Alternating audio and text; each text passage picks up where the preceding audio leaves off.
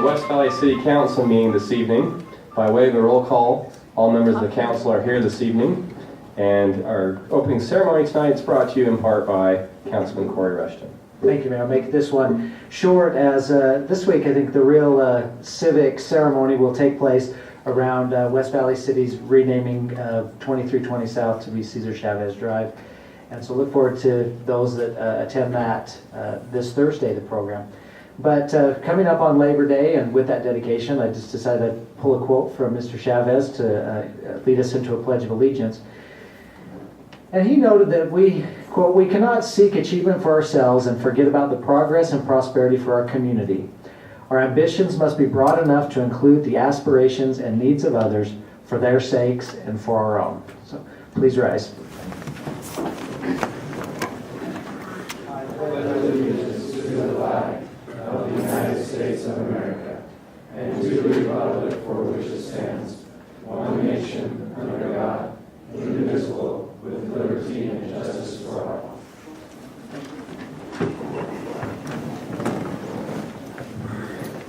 Thank you. By way of special recognition, we do have some guests I want to recognize tonight. We're pleased to have Representative Larry Wiley and Representative Janice Fisher with us from the legislature. Yeah, a couple of our legislators with us. We also have Pam Giuliano from Congressman Jim Matheson's office. Good to have you, Pam. And we, in addition to candidates that up here on the dais that may be running for re-election or another office this season, we also have with us Lars Nordfeldt and Phil Conder, candidates for the at-large city council seat. So welcome to all of you and all of you special guests. Item 5 tonight is the approval of the minutes of the August 13th regular meeting. Is there a motion on this one?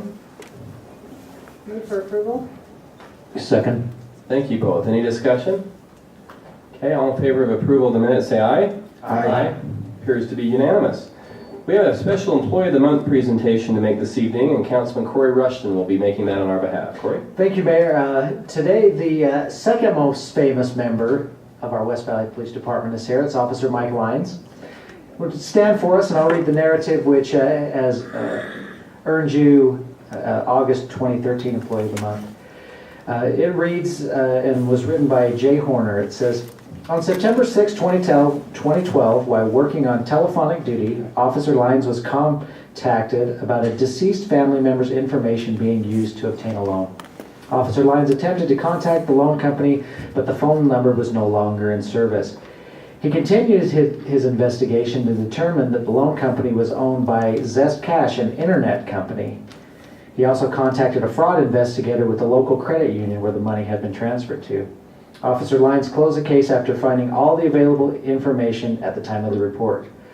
A week later, Officer Lyons continued to follow up, verifying through the obituaries the victim was indeed deceased. He obtained the routing number and the account number where the money was transferred to at the credit union, thereafter obtaining a possible suspect's name. Officer Lyons was able to verify that same individual had personally withdrawn the money from that same account. The credit union showed no money had been paid toward the loan. He then also obtained an email address, physical address, and phone number for that person. He spoke to the suspect over the phone, and the suspect confirmed his own identity. The suspect also admitted to using the deceased's information to obtain a loan, stating that they had been friends for years and had done so over the computer. Officer Lyons then closed the case after identifying a suspect, obtaining a confession, and charging the suspect with all applicable crimes. Officer Lyons could have let an investigator take over the case and left it as he originally did the day of the report, but he showed extreme dedication above the normal duties of a patrol officer, conducting all the follow-up of himself and bringing the case to a fruitful close. For his efforts, I believe Officer Lyons worthy of the Employee of the Month award. Please join me in a round of applause for our Employee of the Month.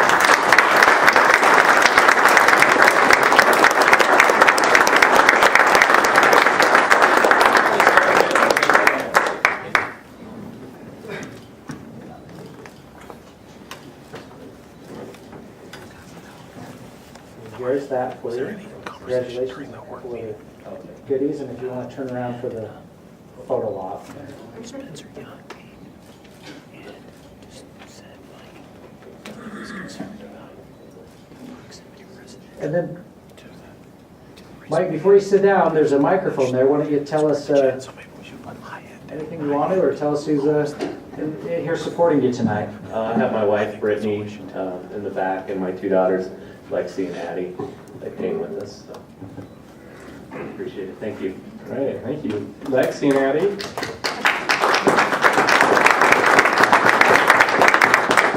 Lexi and Addie, you should be very proud of your dad. He's one of our heroes tonight and the best of the best. So give him an extra big hug tonight, will you? All right, thanks, girls.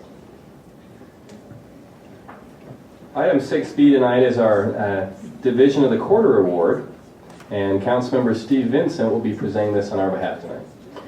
This is the Quarter Division Award for the second quarter of 2013, and it's been nominated by Kevin Astle, the Parks and Rec Director. And the award goes to the Ridge Operations and Maintenance Division. The Ridge Golf Course recently opened after being closed for 21 months. The rebuilding of the course was a really big project and on a tight schedule from the beginning. To make it, everyone needed to deliver in a big way, and everything needed to work in our favor. The timeline was one of the tightest and structured the architect and contractors had ever done. In addition, there was a list of expectations and visions that needed to be met. Big responsibilities were given to the staff, including John Brubaker, Mike Richards, and Jeremy Urkla. They took the assignment and challenges willingly, although with a big bit of trepidation, and turned to their respective staffs to carry out the load. And they did.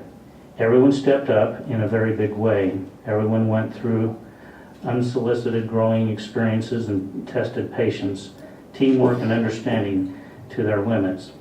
The finished product is beautiful and reached the vision set out from the beginning. The operation, maintenance, and food and beverage staff from both the Ridge and Stonebridge are deserving of the Quarterly Division Award, but we would like to give special recognition to the Ridge Operations and Maintenance Division, with special recognition for Mike Richards, Mike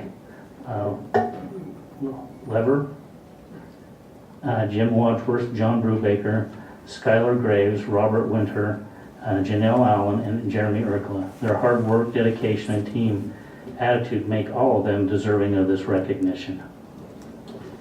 If you all stand up.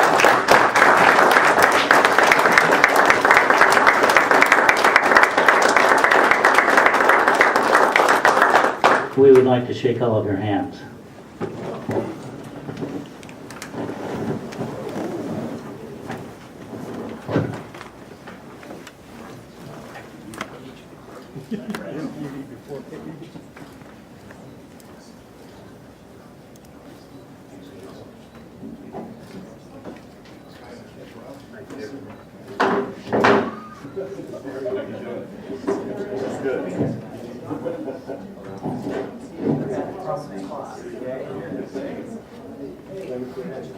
Jeremy, why don't you bring us dinner?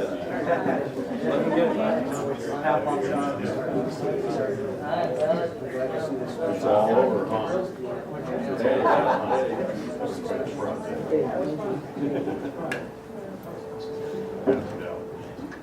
Wait a minute, some sat down too soon. Kevin's gonna want pictures.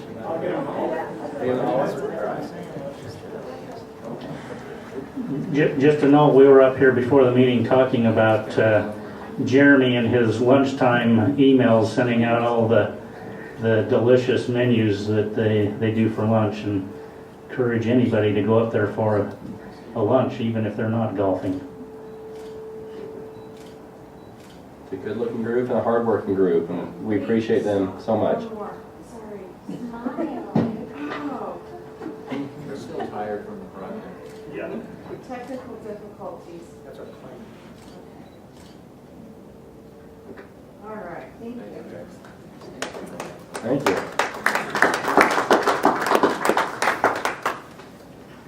Next, we have a proclamation declaring September 2013 as Attendance Awareness Month in West Valley City.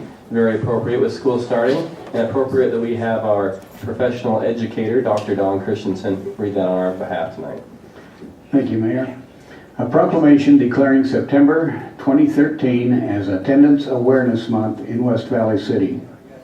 Whereas West Valley City officials understand the vital service that the Granite School District and other area schools provide, these educational institutions make valuable learning opportunities available for students to obtain knowledge and become an integral part of our community. And whereas we recognize the importance of student attendance at school and are supportive of the efforts of our schools to improve attendance, these efforts help to ensure that students are able to fully utilize the valuable learning opportunities available to them. And whereas chronic absence, which is defined as missing 10% or more of school per year for any reason, including excused and unexcused, beginning in kindergarten, is a proven predictor of academic trouble and dropout rates. And whereas it is critical for students, parents, and our community as a whole to be aware of the significance of regular school attendance, good attendance is an essential part of student achievement and graduation. And whereas student absences can be significantly reduced when schools, parents, and the community work together to promote good attendance and help to address challenges that keep children from getting to and staying in school. Now therefore be it resolved that we, the Mayor and the City Council of West Valley City, hereby proclaim September 2013 as Attendance Awareness Month in West Valley City. We recognize the importance of regular school attendance and how this can strengthen our community. And be it further resolved that we encourage parents, family, friends, and community partners to support our local schools in their efforts by reaching out to students that have attendance challenges. And be it further resolved that we encourage parents, family, friends, and community partners to strive for less than one absence, either excused or unexcused, per academic quarter for every student. Okay, thank you. We come to item 7, which is our comment period, and in our public comments, we've had 3 people sign up to address us this evening. The first is Representative Larry Wiley. Representative Wiley, if you come up, just a reminder to those in the comment period, they have no more than 5 minutes. And again, they're addressing us, not necessarily invoking a response from us. First of all, thanks for the opportunity to talk with you tonight. I'm sorry, one quick thing before you start, sir. This is our general public comment section. If you're here for a specific application, I may have you hang on a second. I am. Okay. Item number 11. Okay, perfect. So let's have you hang on for just a second. I'll do that. Thank you. Jim Giacchetta, are you here for a specific item or for something? I am. Okay, then also hang on a bit. And Mike Markham, are you here for a specific item or something not on the agenda? It's not on the agenda. All right, then you're in order to come speak.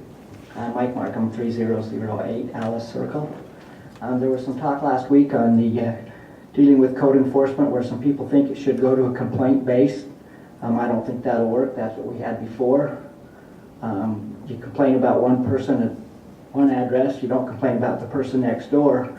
Pretty soon we're going to have people in here, wow, why did my neighbor get complained? So I think we need to stay with the program we're on. We can't go to a strictly complaint-based. If we see some code enforcement officers out there and they see some problems, they ought to be able to step up and do their job. If we're not going to go for it full force, let's back out of it altogether and let the whole city go back where we were at before.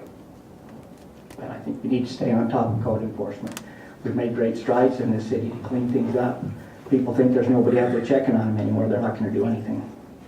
And I know you had some people up here that was maybe treated unfairly or whatever, but everybody says that until you get with Lane and his people and find out what the real truth is. We never get to hear both sides of every story. We only hear one side of the person at the microphone, just like you're doing with me. But I've never been turned in. Yes, Mr. Markham, yet. Yeah, it may happen someday.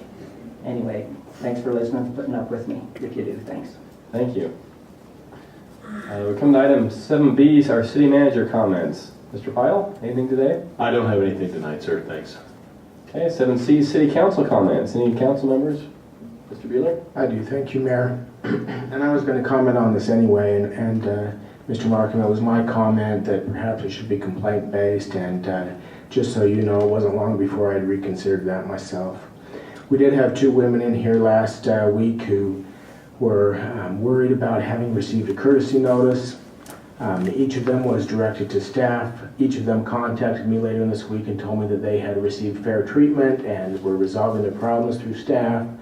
And I wanted to mention this not just for those that are in the room, but everybody who may be watching on TV. If you have a problem, get a hold of the staff, get a hold of the council to help you talk to staff, and our staff is very good about helping resolve the problems. We're not trying to punish or unduly affect anybody's lives. We just want to have a good city image, good neighborhoods, and as expressed last week, a minimum standard for our housing.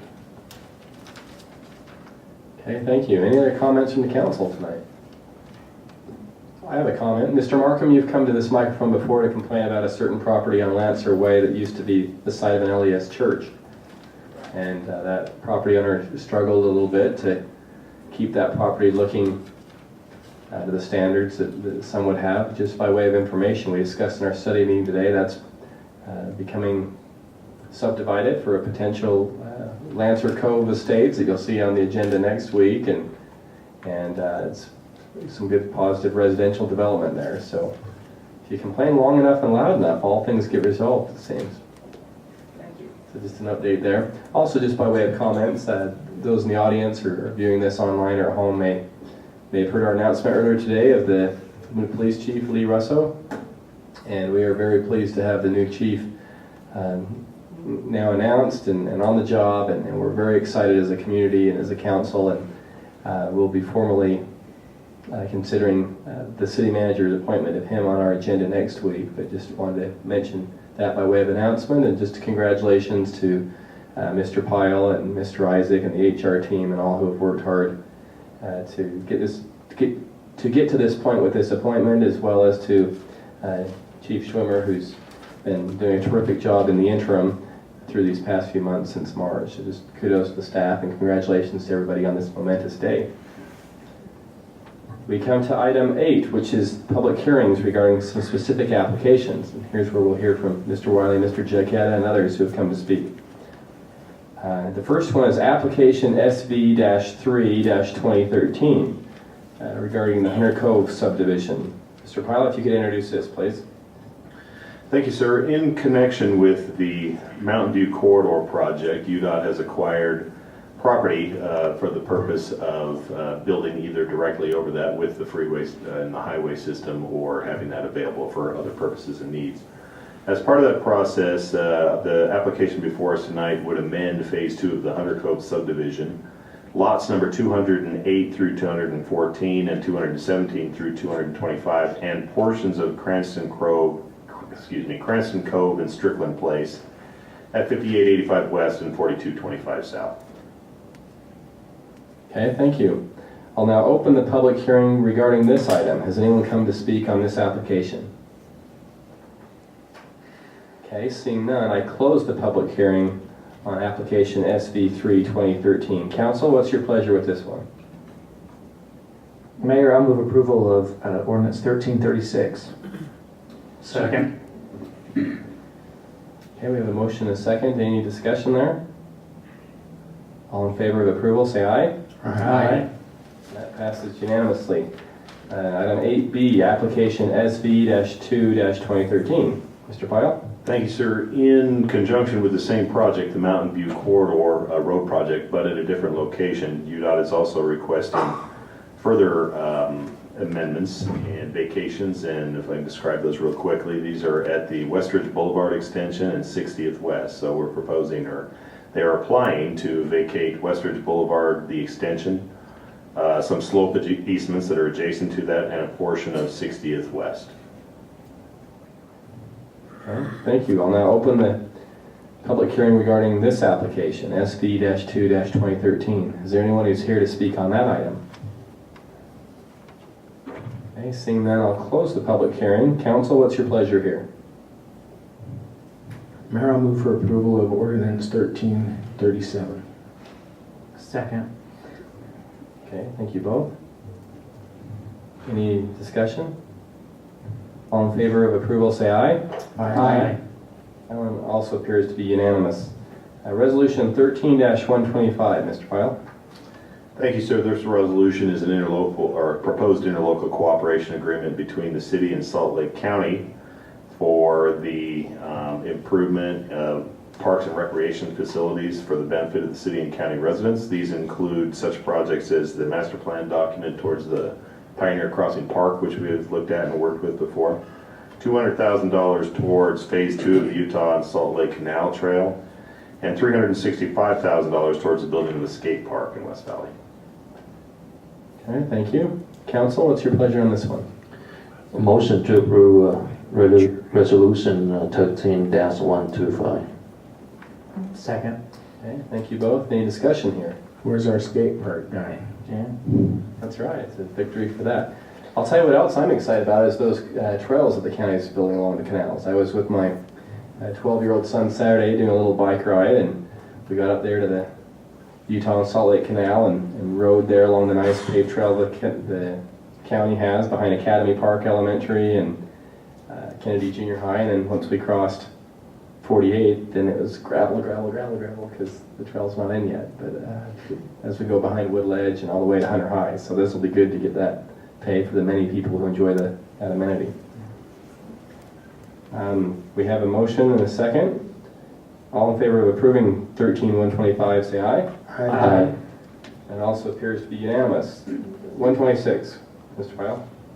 Thank you, sir. This is a proposed professional engineering service agreement with Bowen Collins and Associates, and this is for the purpose of construction of for design of a facility for our stormwater system, and it's funded through the stormwater utility. And that would be a flow control structure at Ritter Canal, approximately 6800 West. Okay, thank you. Council, any motions on this one? Mayor, move for approval of 13-126. Second. Thank you both. Any discussion? Okay, all in favor of approval, say aye. Aye. That one also passes. We have an item of new business tonight, application SD-1-2013. Mr. Pyle? Thank you, sir. I just lost my software here for a sec. Can we come back up? Thank you, ma'am. Actually, it's back now. I think I got it. Thank you. Thank you very much, though, Sherry, for trying to rescue me there. Appreciate it. Okay, so we have a dedication plat at 60th West, and which would dedicate a portion of 60th West for UDOT's Mountain View Corridor project, and this is in conjunction with the earlier items that are part of that construction. Okay, thank you. Any discussions or motion on this one? I would move for approval of application SD-1-2013. Second. Okay, thank you both. Any discussion of that motion? Okay, all in favor of approval, say aye. Aye. That also passes unanimously. Mr. Pyle, please introduce resolution 13-127. Thank you, sir. This is to adopt the canvass returns of the 2013 municipal primary election, which was held on August 13th, and would accept and approve the results of that election. And this is, we're convening as a board of canvassers here. We're going to wear some different hats. That's right. So there's the primary election held back 2 weeks ago, and now we will formalize what was taken there. Let's see, I'll recognize Mr. Christensen to make a motion. Thank you, Mayor. I'd like to take a point of personal privilege also at this time and congratulate all of the candidates who were successful in the primary election, especially those in the mayoral race. And I would like to encourage all the candidates to make the necessary lifestyle changes in order for them to devote the time required to serve in the office they're running for. And with that, I would move for approval of Resolution 13-127. Second. Okay, thank you both. Any discussion to 13-127? And just a question for the staff. So my understanding is this makes those election results official. Should anyone be successful in once we do that tonight, then people can ask for a recount. Is that how it? Within 3 days of the. Within 3 days. That's correct. And it's only if they're within at 1/4 of 1%, which in this case is 15.5 votes. And so seeing how there's a 13 vote gap, we could see that in this case. And then procedurally, we would hear regarding that recount, what, a week from now, 2 weeks from now, If the request to have a recount is received, like tomorrow, hopefully the county could do a recount on Friday. Otherwise, if they waited the 3 days, it would have to wait until after Labor Day. So hopefully we'll go, if one's requested, we'll hear by the end. and if the canvass, so as Board of Canvassers, we adopt this resolution accepting and approving the results. If the county comes back to us with a recount change, do we reconvene as Board of Canvassers at some point? I would assume so. First time this is. Yeah, new territory for us, that's why I asked. The history of the city, and the results did not change. Okay, so we have a motion and we have a second. Any discussion on that motion? Okay, all in favor of approving 13-127, please say aye. Aye. That appears unanimous. We now have official results there. We do have an item of unfinished business tonight. This is application GPZ-2-2013. This is we had a public hearing last time that was held and closed. We may have motions from council members to reopen that this evening if they so desire. And the action's also been continued from the regular meeting of August 20th. Is there any introduction, Mr. Pyle, you want to do on this beyond what we heard last week? Just real shortly, Mayor, as you did introduce, we continued the item from last week. It's a pretty complicated development proposal. The applicant is Ivory Development. We do have Mr. Gambrulis here with us tonight, as well as anybody else out there that might be interested in it. I don't know, so we're ready to proceed. Okay, and we did hear comment last week, and then also in our study meeting today, we had Mr. Spencer Young from Rocky Mountain Raceway, a neighbor of this, come and express his disapproval of the development. So for the record, I want to mention that. Then I'll turn over to the council for your pleasure. Mayor, seeing as how the applicant is with us, as well as maybe some other interested parties, I would move that we reopen the public hearing and allow all those that want to comment on this be allowed to do so. Second. Okay, all in favor of that motion, say aye. Aye. And we will reopen the public hearing. Is there anyone who's come to speak on application GPZ-2-2013? I see a couple of hands here. Let me ask the applicant, you want to go first or last? Or both? I do both.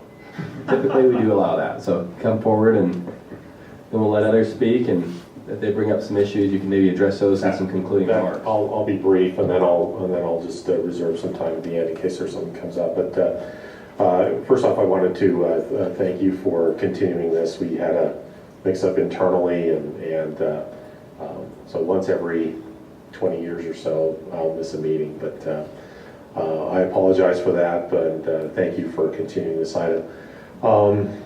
I was with you 2 weeks ago. We talked about the development plan, and just to reiterate, we took title of this property about 2 years ago, and have been working through the general plan and UDOT and the other developments that are going on in the area to try and come up with the right plan for this location under the new circumstances. And 20 years ago or 15 years ago, whenever the general plan was adopted, it may have made sense to have some properties in this area for larger lots.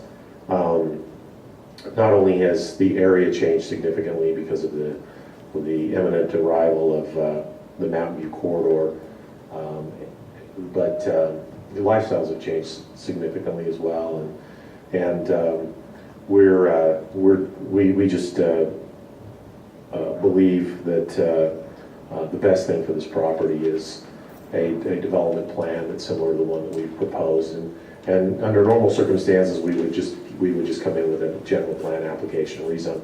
But we wanted to show you what we were looking at and be very candid with you. It's not only that the Mountain View corridor is proximate, and then there were some questions a couple weeks ago about, well, there's single family homes, but there's an interchange there is granted, it's a limited interchange, but it's everyone coming from the south, and everyone that's going to go south is going to intersect right at Parkway Boulevard, at the front door of our property. And so I would just ask you to think, if you had 40 acres over here on 35th South and I-215, and there was nothing there, would you want to put horse property there? I think you'd probably say no. That probably wouldn't make a lot of sense. And eventually this is going to have that kind of an impact. So we're trying to plan for that. At the same time, we're trying to plan for a neighborhood that makes some sense with the canal along there. And Mary mentioned earlier about how nice it is that these canals are changing. We have the Ritter Canal that is on our north border. It actually comes in and does a little kind of whoop-de-doo through our neighborhood. And we're planning on working with Kennecott and enhancing that because we're familiar with what is going to happen there because of our work at Highbury, because the Ritter Canal runs all the way through the Lake Park property as well. And if you've seen what we've done at Highbury and the waterways there, they can be really attractive amenities. We recognize that there are some uses around us that may not be compatible, but we think that we can work around those. We've built next to USANA, we've built in the overpressure zone, we've built next to highways.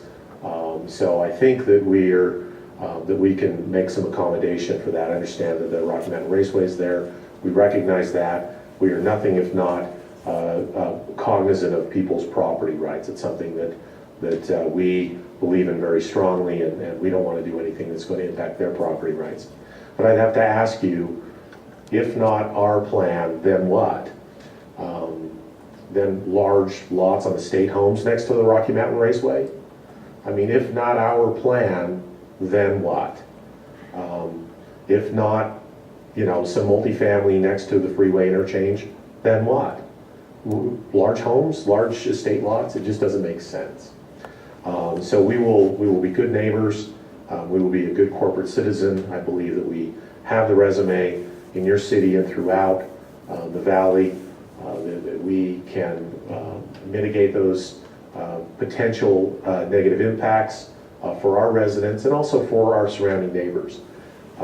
If there's light industrial to the north, which there likely will be, we want to be good neighbors. We want them to be good neighbors to us. There's going to be freeway interchange. It's the same thing.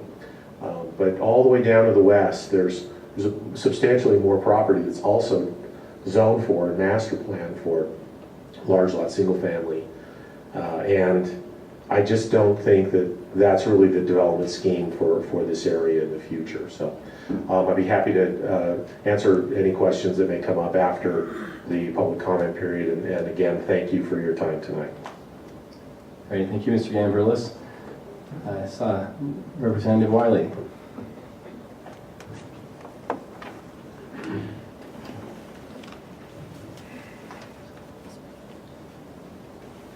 Again, thanks for the opportunity to speak to you tonight.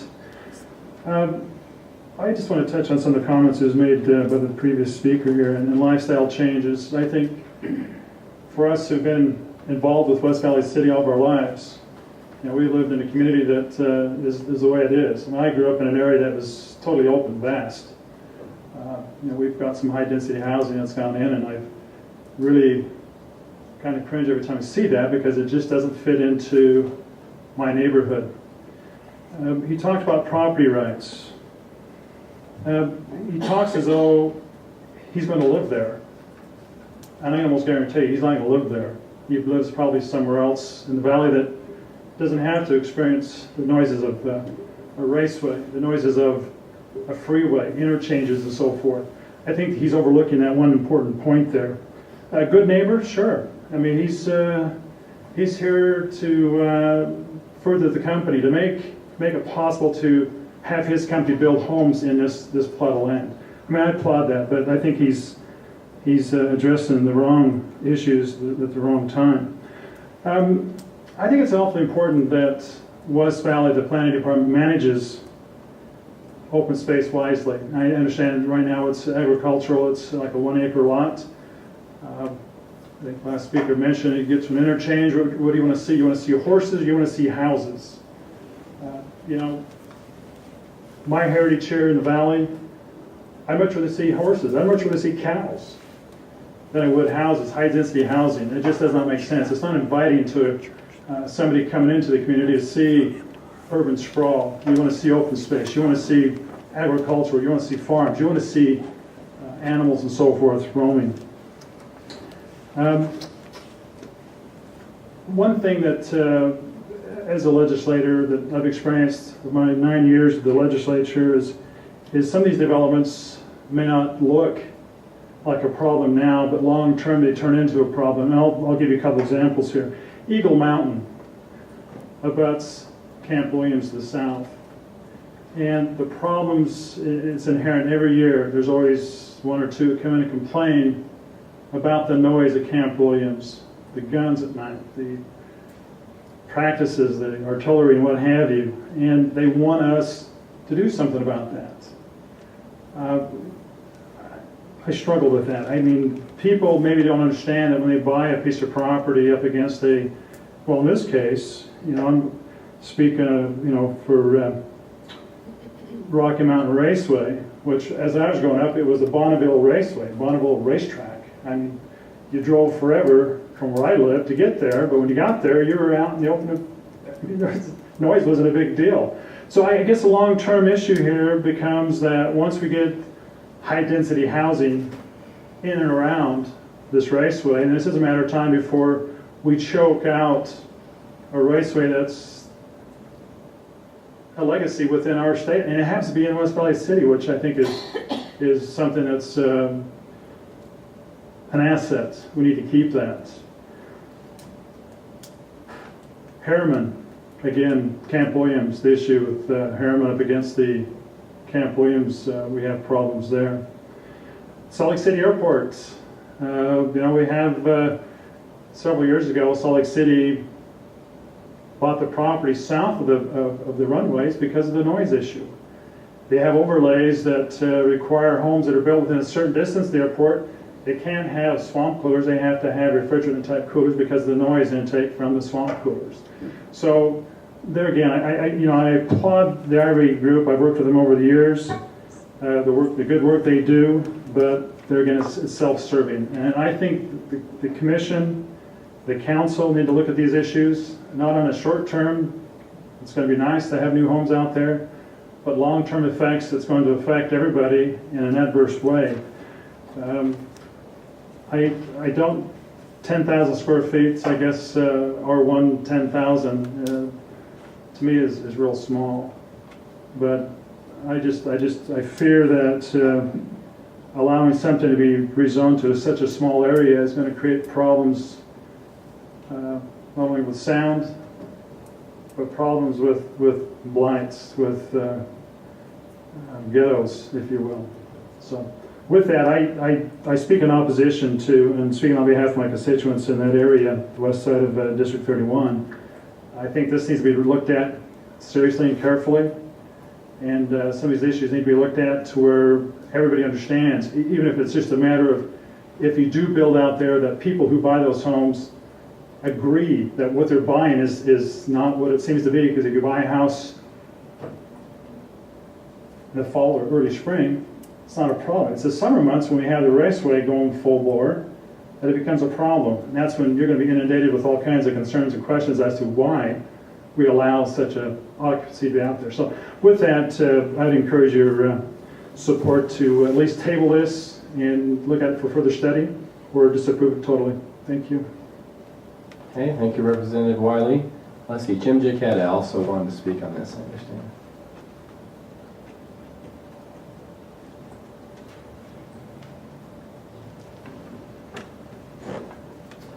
Thanks, Mayor, Council. I'm not going to reiterate what I put on the record from last week, but the vacancies in the area, I just went to a Zillow search and put in 84128 zip code, and I found 166 to 200 homes for sale or rent in the area. I don't believe that we have any need for any more high density in that area. Also, Ivory is got the high-density project just east of 5600 West with the Highbury subdivision at this time. Also, some apartments are going to be developed just to the west of the Windco. Once again, more high density in the area right there. Parkway Boulevard from approximately 6000 West, 7200 West is all agriculture at the present time, and high density would infringe on the area with our 1 acre lots. I looked up the noise ordinance in the code in West Valley City, and this is what struck out at me up there as I was reading it. Definitions and standards on 2422-101, number 16, noise disturbance. And I quote, any sound that annoys or disturbs a reasonable person with normal sensitivities or injuries or, I can't even read my own writing, or endangers the comfort, repose, health, hearing, peace, or safety of another person. I think that building that close to the racetrack may have some noise ordinance issues as well. With that, I still oppose this project from the master plan being zoned high density from residential or from agricultural. Thank you. Great, thank you, Mr. Giacchetta. Is there anyone else? Let's see, Representative Fisher. We know who you are, but if you can state your name and address for the records, Sherry would appreciate it. Good evening, Mayor Winder and council members. My name is Janice Fisher. I live at 6411 West, 3785 South, which is just south of the Rocky Mountain Raceway. And believe me, anybody that lives anywhere in proximity to the raceway knows about the noise. I live quite a distance, but we know about the noise. We also know that Ivory builds a great home, and they do a great job. But this isn't the place for an Ivory home or any other kind of home. And I am here tonight to support my friends and my neighbors and my colleagues that have already spoken. I say amen to the comments that they have made. I don't plan on rehashing everything that's been said here, but I do have great concern, as does Representative Wiley, to people, for people who buy during the off-season of the raceway. They are unsuspecting citizens of what the noise impact will be on their new home, and they will be locked in, stuck in a 30-year contract for a home with no way out. This is not good planning. This is not a good use for this property. I could go on all night and mention other places, as did Representative Wiley, where North Salt Lake residents are suing because there was an explosion at one of the gasoline factories, and they said, the citizens are saying in North Salt Lake, you knew when you allowed this project to build these homes that this was a possibility. Well, this noise of the raceway, between the raceway and the freeway, this is not a possibility. This is a reality of the raceway that happens every year, and a reality of the noise from the Mountain View corridor that will be going on 24/7. So, like I say, I could go on all night. I wanted to also comment on, I'm sorry because I can never say your last name. Chris, well, we'll call Chris. Chris said, okay, if not homes, what do you want? I am out of this loop now, so I don't know the last time that you looked at the general plan, but I know the general plan is a living document. that you're constantly reviewing it, updating it, and changing it. And I would respectfully submit to you that maybe light manufacturing or commercial may be more favorable at this location. So on behalf of future home buyers, young families and old families need sleep. And there's none of it that goes on down in that area during the raceway season. So I would urge you tonight to deny this project on behalf of the citizens of West Valley City. Thank you. Thank you, Representative Fisher. Is there anyone else who's come to speak on this application tonight? Mr. Markham. Just as a quick note, Mike Markham, that some of you guys are all probably too young to realize, we used to have a great oval racetrack at the fairgrounds, and it was run out because of the house that built around the fairgrounds. NASCARs are noisy, race cars are noisy. People are going to complain. I ran a car out there in the early 70s. You can only get them so quiet. But if you're successful at, or if I be successful with building their homes, complaining, shutting down the racetrack, then I want the airport shut down. I'm tired of the airplanes flying over my house. If we're going to shut down one noisy industry, let's shut down another. Thanks. Okay, thank you. Is there anyone else who's come to speak on this matter tonight?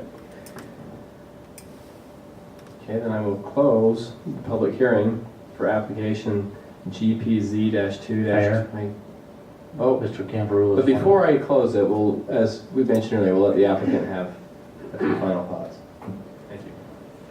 I just wanted to respond to a few of the comments, and I appreciate Representative Wiley and Representative Fisher. And I do enjoy working with them at the legislature, and I remember when it was Councilmember Fisher years ago, and working with Representative Fisher when we were rezoning other agricultural properties into R18 and so forth. And I reminded Mr. Pyle several weeks ago, we were chatting about, we talked about a project, and bless her heart, Carolyn Burt really wanted Corian countertops. Everyone, there was always somebody that wanted something to improve the housing stock, and we appreciated that. We by no means want to be bad neighbors. We want to be good neighbors, and we absolutely respect the right of the raceway to be there. We recognize that they are there. And just like when we purchased the property from you, from the city, next to USANA. And we're so close to USANA that people park at Westridge to walk down these because they don't want to deal with the parking. But they're close enough that they actually park there. And Nicole will tell you that they get a lot of complaints from the Westridge neighbors about people parking there and walking, and they hear the noise. But it really is about disclosure. It's about, the fact that they have a right to be there. And Representative Wiley mentioned, and I know that what he does for a living, he's a building official and a very good one. So triple pane windows and central air. By the way, we don't even allow swamp coolers. So I don't think we put a swamp cooler on in 20 years. We wouldn't let one, unless it had a big U over the top of it, something like that, right here. Right, Steve? And a referee's black and white vest. But there are ways to mitigate it and disclose it. And property rights are important. They're important to everybody, and our property rights are important to us. And we want to be able to utilize our property. And we have. When I said that we've had this property for 2 years and we were doing investigations, your staff will tell you we came in probably 6 or 8 times with different development ideas and different zones, including industrial, including commercial. And I can tell you that none of them worked. They really just didn't work. It was so difficult to make that work with the properties that we have and the properties to the north. And you can, by the way, you can only have so much of that. And you guys already have a lot. But residential, we're always kind of having these babies. Developers don't build homes and create families. People have babies and they move into them. And that's why there's always a need for new housing. But I just ask you to think about Highbury and think about this idea that this mistake that people make that you can't have, a mixed densities in a community. That is how you create a fabric for a neighborhood. We believe that the multifamily we will build will be something that you'll be proud of. You selected us to build it in your center, and we appreciated that, and we are not going to squander that. We are not going to squander that respect and that trust that we have together. And I believe that what we're doing is that we will be good neighbors. We will work with our neighbors at the Raceway and in other locations and make sure that the people that live here have full disclosure and that they are also good neighbors. So I would ask you very respectfully for an approval tonight on our application. Thank you. Thank you, Chris.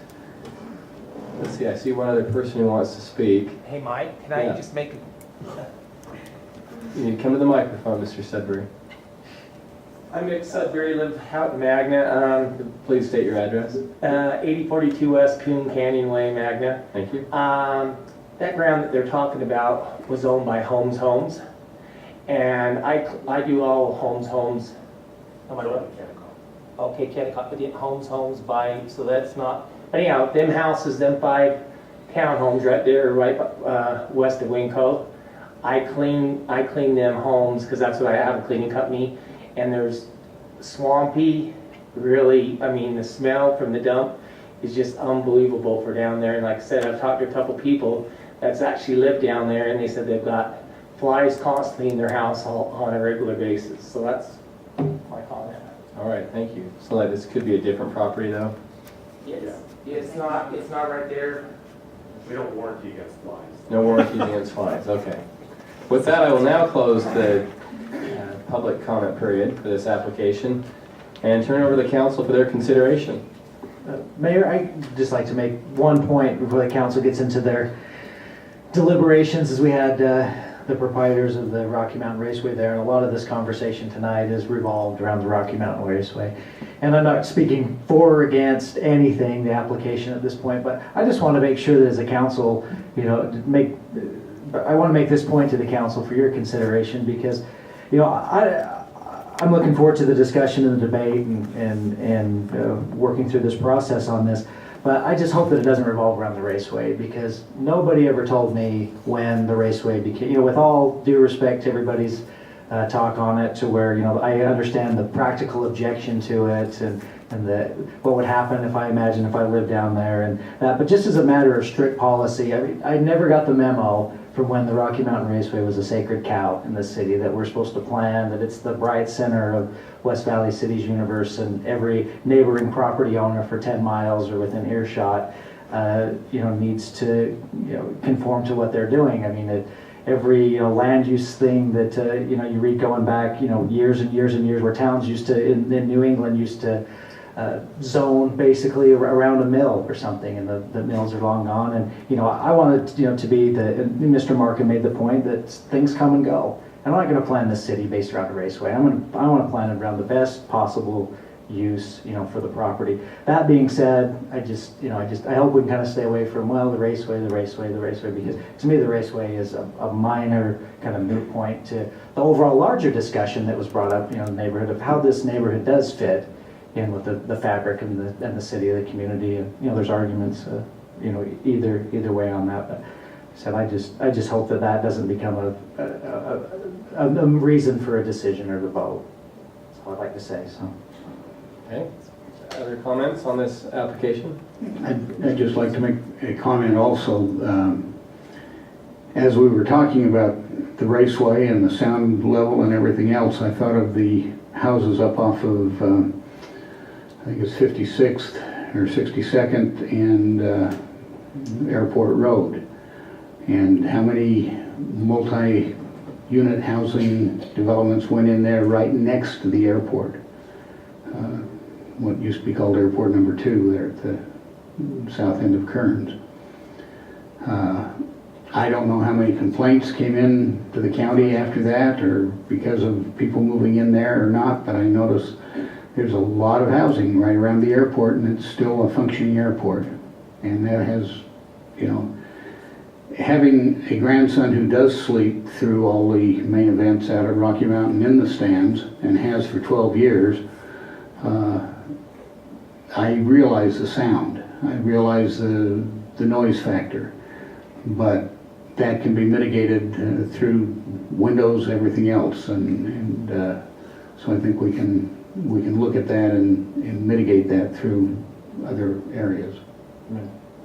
I just, thanks for, for that, Don, because I think it kind of comes back, and not to belabor this point, because like I said, my whole reason is to move on this. But I said, whether it's an airport, a Walmart, a muffler shop, the highest and best use should always rise to, is going to rise to the top. And so I think that's what the discussion should be based on. I just want to make a couple other comments in regards to residential. I mean, you could put in this residential, and you would potentially have those complaints. It could stay rural, agriculture, and you could put in many fewer homes, but still, you would still put in homes that could generate the same complaints on a large lot. So, again, I think, as Councilman Rushton has said, perhaps staying, that may not be the single best argument here. The one thing, I spent some time this week driving Mountain View Corridor and the Legacy Highway and trying to kind of catch a feel of what was going on, and unfortunately most of it's so undeveloped it's hard to catch a feel. And Steve Pastrick did give us an overview of what the cities to the south and how their zoning was. And by and large, at these intersections, they're commercial nodes. They're not residential nodes. As we were driving up Legacy, when I say we, my wife and I, we paid attention, and it seemed to be the same going up on Legacy, that in between there were large lots, nice homes, but as you got towards the interchanges, which there's not very many on Legacy, but there's a couple, but they do become commercial properties, not residential. Several years ago, there was a rezone that came before the council on Parkway Boulevard on the south side for some R110 residential on some agricultural land. And at the time, I was the only council member that voted against that rezone to go from agriculture to residential. And so I still feel that there is a place along this road for the agriculture. There's really only two places left in the city, and that's this location and our Chesterfield location. Those are probably the only two areas that we can preserve for agriculture or for large lots. And it may be, as we look into the future, that maybe we decide that agriculture isn't it, but it is a commercial or a light manufacturing area. But perhaps residential is a difficult challenge here, and property rights are difficult. Ivory has already purchased the property, so they do have property rights. It's not like a developer that's come with the intention of buying the property after the rezone, which we get a lot of, but they have already made a commitment here, and so Ivory has been a great asset to the community and have built great neighborhoods. I mean, we've turned to them when we needed to have a better quality home. We've requested that they be the builder in our city. So for me, this is difficult because I do respect Ivory and their product, and I'm just not sure that this location lends itself well to any residential, even if it's large lot residential. So I have some struggles with it. I have a comment. Thank you, Mayor. Between 10 years and 15 years ago, we see the 5600 West as the vacant land. Probably nothing there. And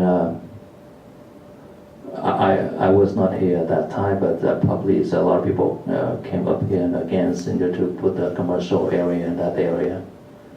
But today you look at it, see 5600 West, the beautiful place. A lot of restaurants, Walmart, Target, Winkle, and many more will come there in future. Now look at this area. This area is we're talking about. In order to support those business to run in good in our city, we need to have more rooftops in that area, and so we don't have any vacant retail store or people walk out because they don't have customers. This area also is close to the wetland. I know that. Look at the map right here. What are we going to do? We're going to put some business there, too far away from everything. City airport, city, and other places.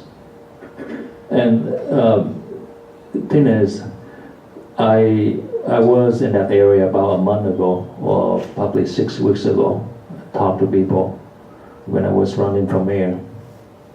And a lot of people, they complain, I knock on the doors and they complain about Parkway Boulevard is 45 miles an hour and people, they run for 75 miles in an hour. It's because no traffic there. But I'm thinking about if this area have some houses in apartment complex, I think it will reduce that problem because people will come in and out in that area. Other thing is, just like Chrissy says, he committed. You're gonna have a good homes, good apartment complex. So I think it's the right time for them to do it. Okay, thank you, Mr. Kuhn. Ms. Lang? I'm having a tough time because this west side was in the general plan saved for the large lots. If you have horses and you want the large lots, this is the area left for it. Even if this right next to the Mountain View ends up a little bit of commercial, but to the west stays large lots. So you get 44 or less lots on it. 44 lots or less instead of over 300. We have so little property left. I don't see a sensible reason to take this property and put such high density, especially rental. Apartments, I don't see working as a benefit to the city on this side of the Mountain View corridor. Okay. Because I've been out there and I've done the studies with the Mountain View and with developers over the land, or the noise from the Rocky Mountain Raceway. It was not even a mute. It wasn't even worth listening to. Because when you look at the true sound, it wasn't a determining factor on other housing developments we let go in out there when I was on planning commission.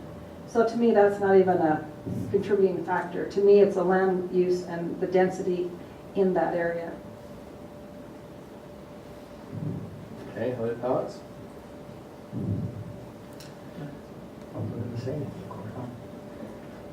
Mr. Rushton?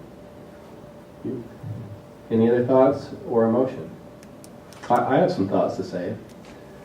The Bible says, by their fruits ye shall know them, and I think when you look at the fruits of what Ivory's done in this city, it's been impressive. And you look at what they've done in Highbury, you look at what they're doing here at Fairborn Station, and it's impressive. Our development standards are such in the city now that I don't worry about it being ghetto, and I don't worry about it being a lack of quality.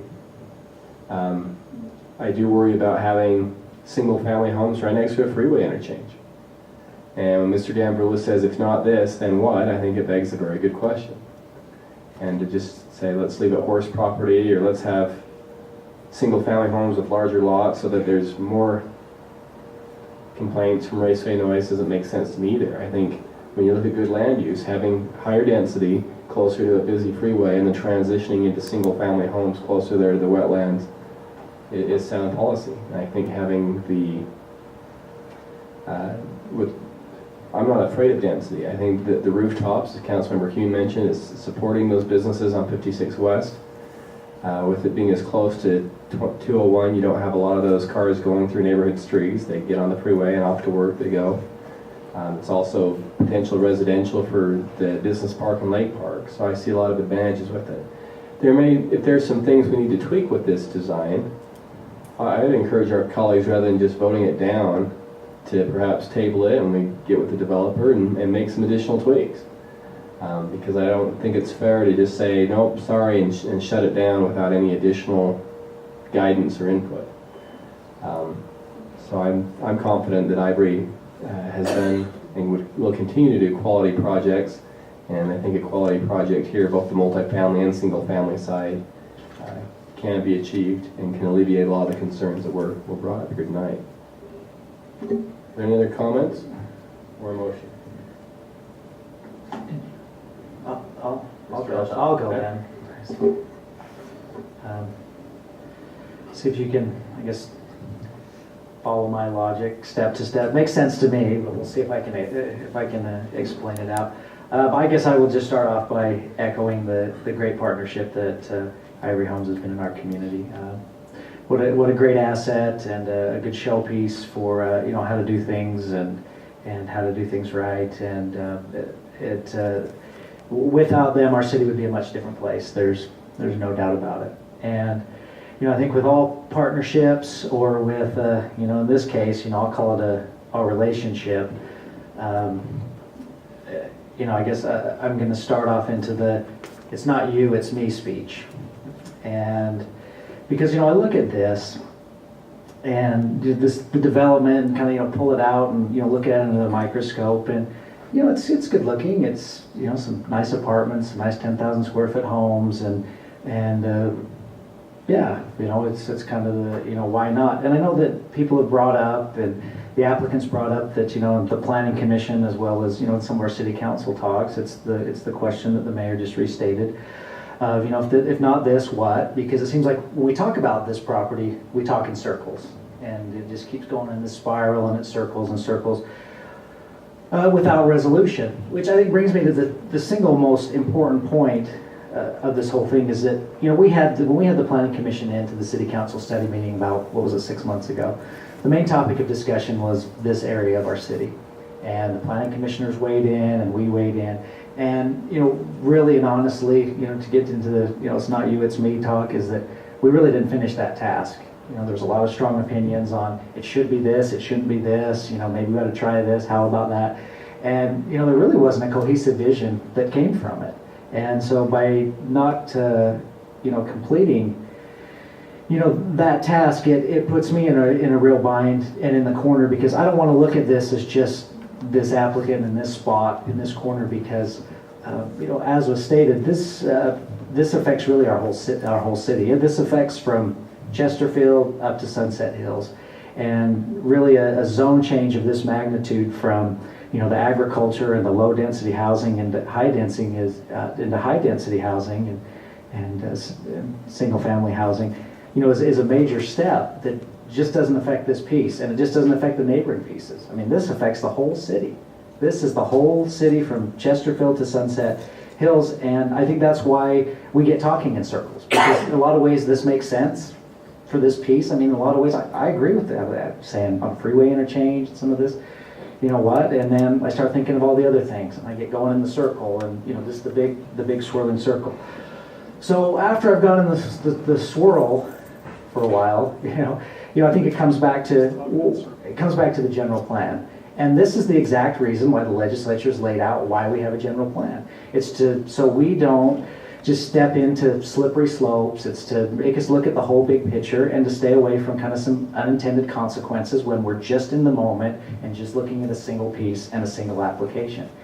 And so, I think that, I pulled out a postcard that I sent during the campaign season 6 years ago, and it said, plan ahead, and, as your city council member, some of you have pledged similar things that, I'm going to do a great job in planning the city out, for the future. And, I look at this, and it's kind of piecemeal planning. It's like we're saying, well, there's this, and yeah, it looks good, so let's throw it in, and then something else comes, and let's throw it in, and so, you know, this very well could be, I'm freely admitting that this application very well could be the highest and the best use for this area, but I'm not going to step away from the general plan at this point until I have the discussion citywide on what we're doing with horse properties, with the larger things, with agricultural areas, to some of the points that was made tonight. If you're lost out in the woods and you're trying to find your way and retool and that, you're not going to throw your map away until you have a new and better map.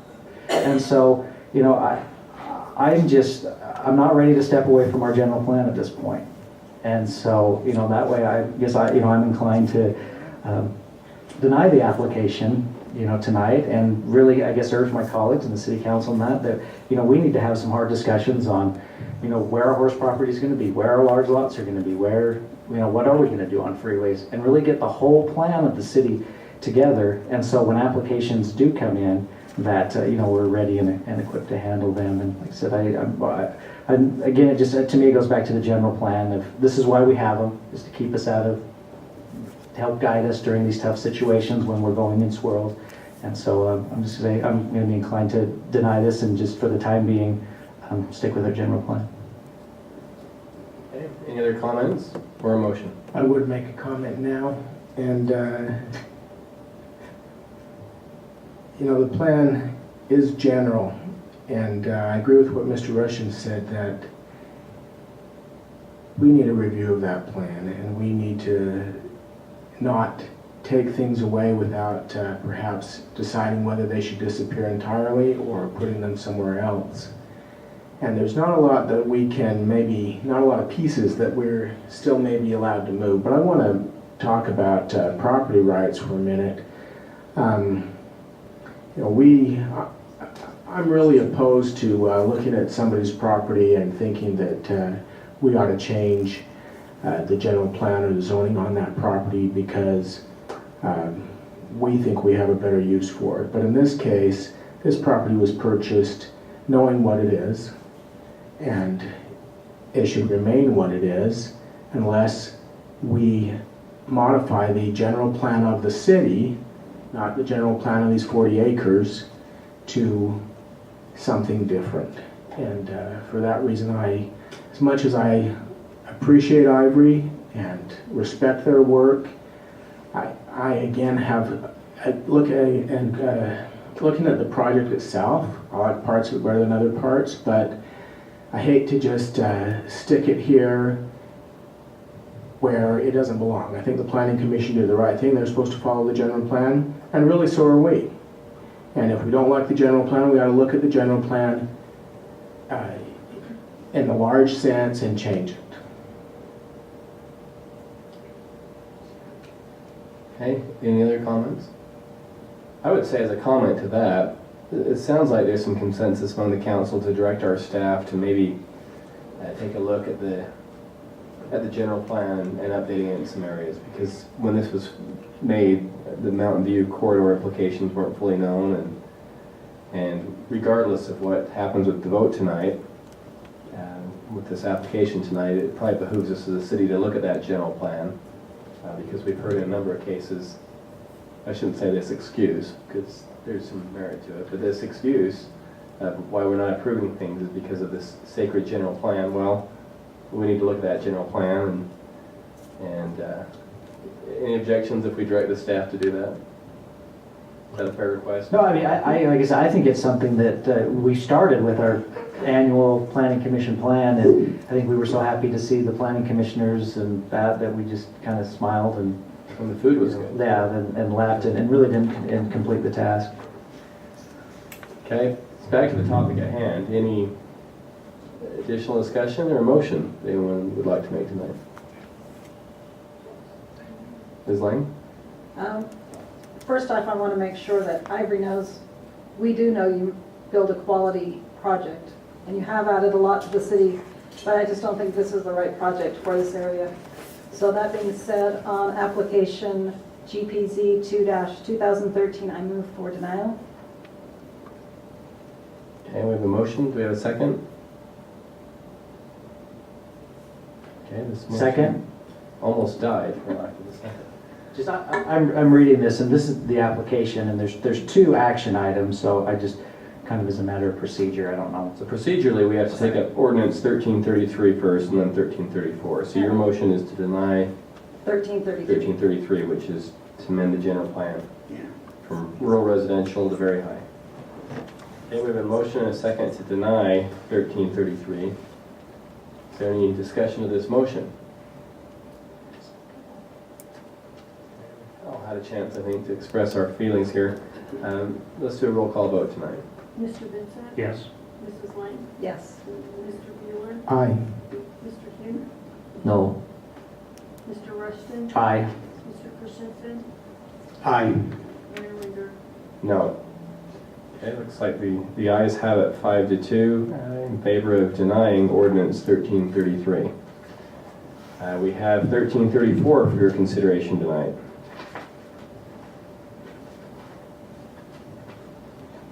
So I'll make a motion that one needed the other, so I'll make a motion for denial of 13-34.